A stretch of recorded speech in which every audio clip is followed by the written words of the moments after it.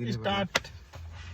आप सभी को हमारा राधे राधे, जय श्री राधा राम, वल्लभ जय श्री महाकाल। हरिवंश, जय जय सिया राम। हम दोनों को सपोर्ट कीजिए, हम दोनों भी भगवान की सेवा में कुछ चाहते हैं। एक कहानी सुनाता हूँ देव जी आपको। सुनाइए सुनाइए पंडित जी। एक बार ना हाँ। एक सत्संगी आदमी थे, हाँ, वो महात्मा थोड़ा के पास आइए। पास ना सत्संग करने जाते थे डेली, नित्य प्रतिदिन।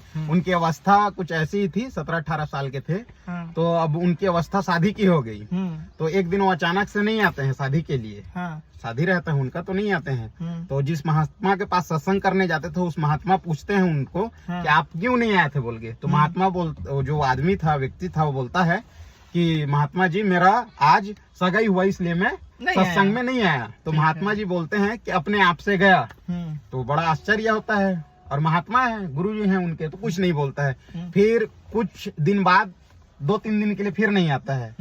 तो फिर महात्मा के पास जब अगले दिन सत्संग के लिए जाता है, तो महात्मा जी फिर पूछते हैं उनसे क्यों नहीं आया।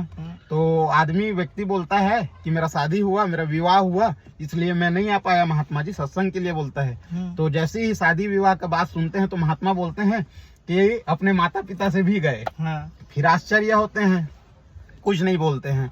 फिर कुछ वर्ष बीतता है, उसके बाद बच्चा होता है उनका। तो फिर एक दिन के लिए नहीं आते हैं वो सत्संग के लिए। तो फिर दूसरे दिन जब जाते हैं, तो महात्मा जी पूछते हैं कि आप सत्संग में क्यों नहीं आए। तो व्यक्ति बोलते हैं कि मेरा पुत्र हुआ है महाराज जी, तो इसलिए मैं सत्संग में उस दिन नहीं आया।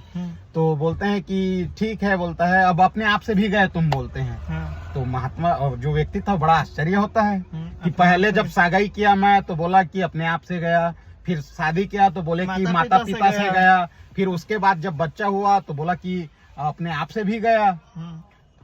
तो होता क्या है देखो, फिर वो व्यक्ति पूछता है कि मैं आपकी बातों को नहीं समझ पाया महात्मा जी, बोलता है।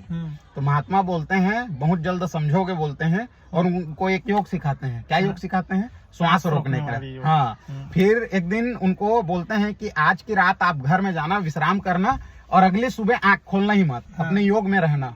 जो योग सिखाया रहते हैं सांस रोकने वाला, श्वास रोकने वाला, उस योग को करने के लिए बोलते हैं महात्मा जी।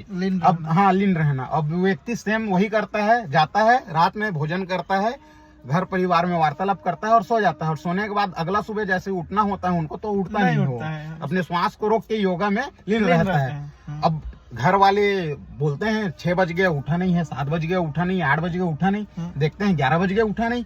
अब उसको उठा रहे हैं, तो जैसे कर रहे हैं उसके शरीर को वैसे हो जा रहे हैं, सांस को उठ नहीं रहा है।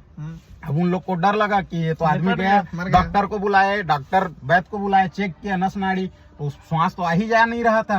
बोले तो सांस तो रोका हुआ था। बोला कि ये तो चले गया। अब उस समय में देखो, गुरु जी को कब याद करते हैं?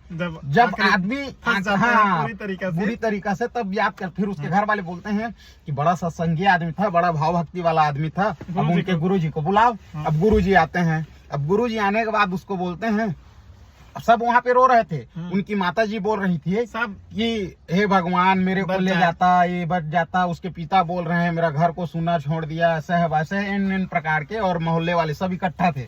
अब उसके बाद महात्मा बोलते हैं कि घबराने की कोई बात नहीं है, मैं एक सिद्धि जानता हूँ जिसमें इसको जीवित कर सकता हूँ। तो सब लोग अति प्रसन्न होते हैं, और सब लोग उनसे गुहार करते हैं कि वो सिद्धि को अपनाइए, इनमें इनको जीवित कर दीजिए बोल के।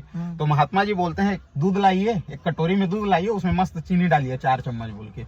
अब दूध मंगाते हैं, चीनी में मस्त उसको चीनी डलवाते हैं, चीनी डलवाते हैं, और उसके बाद बोलते हैं कि इस दूध को जो पिएगा वो मर जाएगा और ये जिंदा हो जाएगा।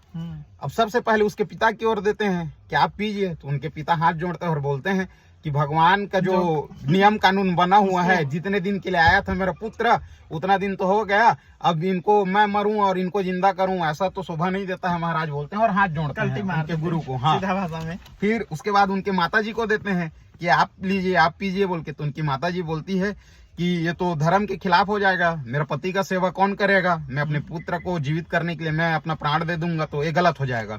फिर उसके पत्नी की ओर इशारा करते हुए बोलते हैं कि आप लीजिए, आप पीजिएगा। तो उसकी पत्नी बोलती है कि मैं अपना बच्चे को लेकर मायके चले जाऊंगा, और वो भी दूध को नहीं पीती है।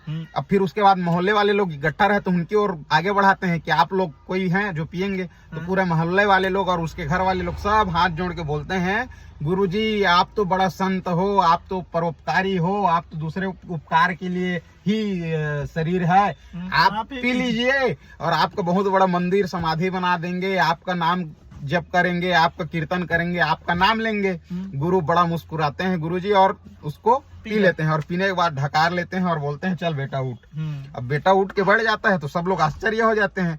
फिर वो तो आदमी मरा नहीं रहता है, वो तो सांस रोका है, वो देखता है व्यायाम कर रहा है, वो देखता है हाँ कि देखता है कि यहाँ कोई किसी का नहीं है। फिर उसको समझ आता है कि गुरुजी किस लिए बोल रहे थे कि मेरे से गए, फिर अपने आप से गए, अपने माता पिता से गए बोल के। तो रीजन यही है, यहाँ संसार में कोई किसी का नहीं है, हम अपने से आए हैं और अपने लिए जाएंगे। भागवत मार्ग अपनाइए, राधे राधे कहिए और अपने जीवन को सार्थक बनाइए। यही संदेश। जय जय सिया राम, राधा वल्लभ श्री हरिवंश, जय गुरुदेव भगवान। इसी हम लोग लाइक कीजिए, सब्सक्राइब कीजिए हमारे चैनल को, और कुछ कुछ ऐसे वीडियो हम लोग भजन के डालते माध्यम से रहेंगे। देंगे आपको कुछ। राधे राधे, जय सिया राम।